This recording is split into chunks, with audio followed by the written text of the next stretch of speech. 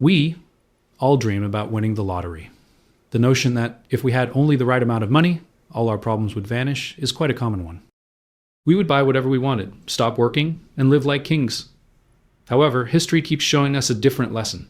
Such a sudden and unearned fortune is not a blessing. It is more like a contagious disease. This is the story of the Spanish Empire. In the 16th century, they went beyond just winning the lottery.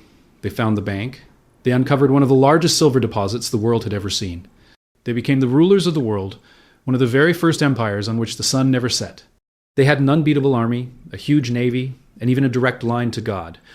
But then they saw everything getting destroyed by fire. They took the hardest economics lesson, that gold is not genuine wealth. Gold is a drug, and Spain was going to have a fatal overdose. Maybe we want to understand this fiasco, we first need to return to a cold, barren plateau high in the Andes Mountains of what is now Bolivia. The year is 1545. The place is Potosi. Before this moment, Spain was a powerful country still. It was not economically invincible. They were a society of warriors coming out of the Reconquista. Deeply religious and war-hardened, they lived by the sword and not by the ledger. Nevertheless, everything changed when an indigenous local named Diego Gualpa tripped while chasing a llama. Trying to save himself, he grabbed a bush. And when the roots were pulled out of the ground, he saw it, bright veins of pure silver. He had found the Cerro Rico, the rich hill. It was a geological marvel. It was not just a mine. The mountain was almost entirely made of one single silver ore. When the Spanish conquistadors turned up, they were utterly shocked. This was the El Dorado they had been searching for. Without any delay, they started the work, and Potosi changed from a lifeless wasteland into one of the largest cities in the world. In only a few decades, it had a population larger than that of London or Paris. It was a city of greed, violence, and unimaginable wealth. Situated at 13,000 feet above sea level, where the air was so thin, individuals gasped for breath, even if they were just walking down the street.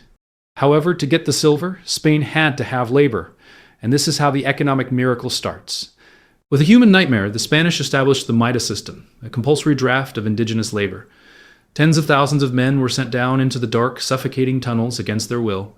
They worked in week-long shifts, not seeing the sun, carrying heavy sacks of ore on their shoulders up rickety ladders. It was said that if you pressed the silver coins of Spain, blood would come out. The mountain was called the mountain that eats men among the locals. But digging the ore was only half of the fight. The ore was of low quality. So to get pure silver, the Spanish had to use a new industrial technology, the mercury amalgamation process. They mixed the crushed rock with highly poisonous mercury, and then men walked on it with their bare feet. This method was a chemical revolution. It enabled Spain to extract silver on an industrial scale that was not done before in human history. The volume was staggering. Between 1550 and 1800, Mexico and Peru were the leading producers of silver in the world, a large percentage of which is frequently estimated by historians at around 80%, and most of that silver was sent to Spain. They did the silver work into bars, and also produced the most famous coin in history, the piece of 8. This was one of the earliest global currencies, the dollar of the Renaissance. It was accepted in markets from Shanghai to Seville, from Boston to Bombay. The flota to Indias, the treasure fleets, would meet in Havana twice a year. These were large convoys of galleons, heavily armed, riding low in the water, and therefore less maneuverable, but the convoys were protected by the most powerful warships, and they were filled with goods worth billions of dollars in today's money. When they appeared on the horizon off the coast of Spain, church bells would ring all over the country. The king would let out a sigh of relief. The bankers would rub their hands together. The party could go on for another year. Spain became Europe's superpower overnight. They had the tercios, the elite infantry squares, that were dreaded on the battlefield and often seemed unstoppable. They built massive cathedrals covered with gold leaf. Now the King of Spain, Charles V, and later his son Philip II were God's viceroys on earth. They believed that God had singled out Spain to be the leader of the world. Still, they committed a grievous error. They decided to consider their piles of silver and said, "We are rich." What they did not realize was that they were planting the seeds of their own downfall. They were confusing money with wealth. Money is merely a tool for trade. Wealth is the power to make things, eat, wear, build, and sail. Spain was given unlimited money, but they were about to stop producing. The silver was acting like a drug. It was providing a massive high, a feeling of being undefeatable. However, very deep in the economy, the vital organs were dying. The farmers were leaving the fields. Blacksmiths were laying down their hammers. Why work when the ships are coming? The addiction was already there. Imagine you are a shoemaker in the city of Seville in the year 1550. Seville is the gate to the Americas. It is the boomtown of the world. Suddenly, the ships arrive. The sailors throw off the decks with pockets full of silver. The nobles have money. The soldiers have money. Everyone wants to buy your shoes. So what do? You do what any sensible businessman would do. You raise your prices. Now, try to picture this happening to every single person everywhere, all at the same time. The baker increases the price of bread. The landlord raises the rent. The weaver increases the price of cloth. This is what economic historians refer to as the price revolution. It was the first major inflationary crisis of modern history. As large quantities of silver were being sent to Spain, the supply of money went through the roof, but the supply of goods, the real number of shoes and loaves of bread, remained the same. Over the past few hundred years, the Europeans' prices for staple foods had been stable. A loaf of bread in 1500 would cost the same as one in 1400. However, this fixed price system was broken as prices in Spain skyrocketed, often described as increasing several-fold over the period. Compared to the medieval world, today a 2% or 3% inflation rate is something that any modern economy can deal with. However, for the medieval world, this was a calamity. It tore apart the social contract. The poor were the ones who suffered the most. Wages were not able to keep up with prices. A Spanish peasant found that even if there was more silver in the country than ever before, he could still not buy as much food as his grandfather. Starvation made a comeback in the countryside. Not because of lack of food, but due to money losing its value. However, the rich had to confront another paradox, which eventually would be the reason for the demise of Spanish industry. Since inflation made everything in Spain very costly, Spanish products lost their competitiveness. Let's take the example of our shoemaker. His shoes now cost a lot more silver coins because he has to pay a lot for leather and food. However, a shoemaker in France or England, where the silver flood hadn't hit yet, can make the same shoes for a fraction of the cost. So who does the Spanish consumer decide to buy from? He stops buying Spanish shoes and instead buys the French ones, which are imported. Spain turned into a funnel. Silver would come to Sevilla, be taken off from the ships by the ton, and in a matter of days it would be flowing out of the country to France, England, the Netherlands, and Italy as a payment for imports. Spain was the one doing all the hard work, enslaving the miners, going through the dangerous oceans, fighting the pirates, only to give the money to their competitors in exchange for food. One of the most popular phrases from that time was, "Spain is the mouth that receives the food, chewing it for the rest of Europe." Or, as a French watcher laughed, "Everything is dear in Spain except silver." This economic situation greatly influenced the culture of Spain. Merchant class was rising in England and the Netherlands. They were creating factories, shipyards, and textile mills to sell goods to the rich Spanish. However, in Spain, working for a living was considered disgraceful. The ideal Spaniard was not the merchant, but the hidalgo, the son of something. The hidalgo was a minor noble who owned land, didn't do any manual labor, and lived off a government pension or rent. The easy money influx led to the rise of a society composed of consumers and bureaucrats in Spain. The dream was not to start a business, but to get a government job near the silver tap. The most well-known pieces of Spanish literature during that period, such as Don Quixote, or the picaresque novels, are filled with such characters. Nobles gone bankrupt, who are dying of hunger but refuse to work because it's beneath them. They would rather polish their armor and pretend to be rich than get their hands dirty with trade. Meanwhile, Holland was coming up with a stock exchange, and England was making a breakthrough in agriculture. Spain was occupied with erecting churches and buying luxurious velvet cloaks. They were turning inward. The economy was the same as a gleaming gold thing on the outside, adorned with the loot of the Americas. But inside it was decaying. There was no production. There was no innovation. There was only the burden for the next fleet. Besides that, their reliance on the fleet was their greatest terror. The stability of the whole empire was dependent on wooden vessels navigating a stormy ocean with enemies. If the wind didn't blow, the king couldn't eat. And King Philip II had a very big appetite. Not only did he want to be rich, but he also wanted to rule the world, and he was about to burn the silver even before it got there. King Philip II was among the most powerful figures on the planet. From his enormous and somber palace, El Escorial, he was with monks and loads of paperwork. He was the ruler of Spain, Portugal, parts of Italy, the Netherlands, the Philippines, and the Americas. He was the king of the world, but a world comes with a hefty price tag. Besides being a king, Philip regarded himself as God's sword. He believed it was his divine mission to protect Catholicism against Protestant Reformation spreading all over Europe and the Ottoman Turks expanding in the Mediterranean. In consequence, he had to fight everyone, everywhere, all the time. This led to wars of ego, and wars are costly.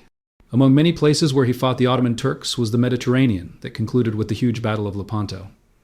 He fought the French for dominance in Italy, but his biggest and most painful wound was the Netherlands. The Netherlands was not only a Spanish possession, but also the place where capitalism and Protestantism were born. The Dutch revolted. Philip sent the army of Flanders to crush them. This is how the 80 Years' War started. It was a Herculean task. To get the soldiers to the Netherlands, Spain had to bring them along the Spanish road from Italy, through the Alps, and into northern Europe. They had to pay, feed, and clothe 70,000 men who were thousands of miles away from their homes, and this had to be done for decades. Moreover, due to the fact that Spanish industry had been hollowed out by inflation, they were not able to make their own weapons. Spain was frequently forced to buy gunpowder and cannons from foreign merchants, and sometimes even from the Dutch. The silver from Potosi was actually financing the enemies of Spain. The obsession with England came after that. Queen Elizabeth I was a Protestant heretic, and one of Philip's worst enemies in his eyes. Her privateers, men such as Francis Drake, were the ones who were taking his silver charges. In 1588, Philip made his biggest gamble. He dispatched the Spanish Armada. It was one of the largest and most expensive naval forces ever assembled in the history of mankind. 130 ships, 30,000 men, thousands of cannons. The cost was huge. To pay for it, Philip didn't use the silver he already had.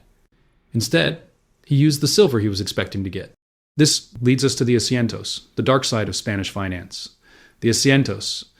The Asientos were a bunch of short-term high-interest loans that were made by the German and Genoese bankers, the likes of the Fuggers and the Welsers, and financed the Spanish crown in America and Europe. Philip II was basically operating a system of payday loans on a grand imperial scale.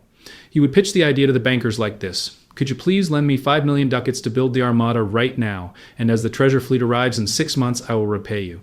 The bankers, of course, seeing the huge ships full of gold, agreed. They put a price tag on the loans ranging from 10 to 40%. Nevertheless, the Armada didn't accomplish its mission.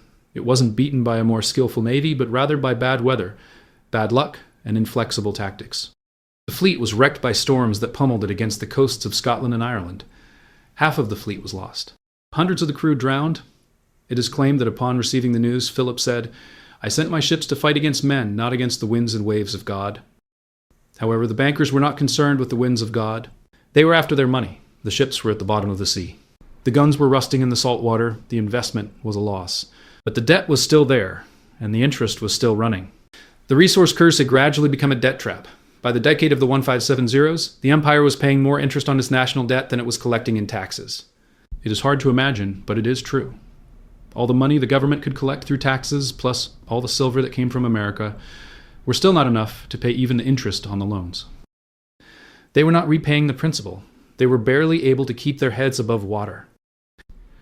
The king was like a man on a treadmill. To be able to pay off the old loans, he had to take out new loans.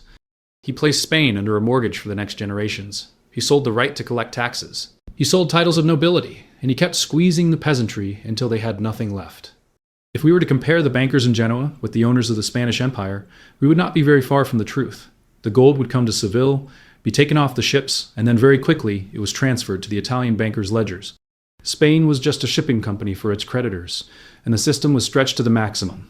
The whole thing was one big gamble, and there was no room for more than one bad year, a hurricane sinking a fleet, or a pirate raid to bring the house of cards down. We usually consider sovereign default, i.e., a country going bankrupt, as a contemporary event. Examples are Greece or Argentina or Venezuela, but Philip II of Spain was one of the first instances of sovereign default on a large imperial scale. The point of rupture was in 1557. The wars in France and the Netherlands had drained the treasury. The treasure fleet was a bit late. The bankers would no longer lend money. Philip II went before his court and issued a royal decree. He announced that Spain was suspending all payments to its creditors. Essentially, he was looking at the most powerful bankers of Europe and telling them, "I'm not paying you." It was a financial earthquake. After the event, banks closed very quickly in both Antwerp and Genoa. Wealthy families lost it all. Europe's credit markets froze. It was the 1/6 decimal crisis next equivalent of the 2008 financial crisis, except the cause was a single person. However, due to the default, the government did not cease its expenditures. The extravagance just got even more costly as Spain was addicted both to war and to imports. They were compelled to keep on borrowing. Thus, after the default, the bankers finally consented to lending again. But from now on, they would offer loans at substantially higher interest rates. The debt spiral sped up. Spain once more defaulted in 1575, then again in 1596, and then on several occasions throughout the late 16th and 17th centuries. It turned into a cycle of generations. Taking out a loan, spending, crashing, taking out a loan, spending, crashing. The Spaniards went from bad to worse, owing to the king's mismanagement. The king's inability to pay his soldiers led to a mutiny of the latter. In 1576, as a result of not being paid, Spanish troops, among others, ransacked their own city, Antwerp, and set it on fire in the Spanish fury. By this action, the city, which was the financial center of Northern Europe, was leveled, and the Dutch were even more determined to fight for their independence. In Spain, a government radical measure was another initiated by the government. With all the silver being shipped off to foreign bankers, there was no money left for day-to-day trade within Spain. Therefore, the crown decided to launch a campaign to debase the currency. They ceased the minting of silver coins for the general public and instead started to make coins that were entirely made of copper and called vellon. It was junk money. The coins were of no real use. The king would mint billions of these copper coins and make the public accept them at the value of silver. It was a kind of tax that was not immediately recognizable. The consequence of this was, as it had to be, hyperinflation along with silver inflation. Prices were not only fluctuating a bit, but changing a lot. People began to stockpile silver and would not even think to accept copper. The economy split into two parts, the rich and the government, operated in silver while the poor were exchanging worthless copper tokens. The middle class disappeared. After 600 years, the Spanish century was gone. The ideas from Potosi started fading. The veins got shallow. However, since Spain had spent 100 years buying instead of making, it had no backup. It did not have a wool industry like England. It did not have a banking sector like the Dutch. It did not have luxury manufacturing like France. What used to be the lively cities of Castile due to trade are now quiet. The population has declined. The lands are unplanted. Spain has gone down a long, dark tunnel of poverty and insignificance. The empire that once ruled the world is now called the sick man of Europe. The European powers, England and the Netherlands, which had benefited from Spain's silver, were using the capital for the investment, whereas the situation in Spain was quite opposite. Not only did they construct merchant fleets, but they also sponsored scientific research by establishing the stock exchange. In the ultimate truth of economics, they realized that wealth is not the metal you extract from the earth, but the productivity of your people. The Dutch changed the Spanish silver into ships that would give them global trade dominance. The British, however, used the same silver as capital for the Industrial Revolution. Therefore, Spain was the conduit, the funnel, through which the wealth of the Americas flowed to create the modern world, leaving Spain itself hollowed out and empty. The story of the Spanish Empire is the most important warning tale that any country or person can hear. It is a case of the resource curse. Easy money, like silver in 1550, or oil nowadays, that is too easy. Breaks the link between work and reward. It makes people believe that there is prosperity, but in reality it is a rot that eats the foundation. Spain was overwhelmed with gold, and they thought they were in control of their destiny, but they were slaves to their own fortune. Thank you very much for your time. If you are eager to understand more about how economies rise and fall, don't forget to subscribe. We'll see you in the app next.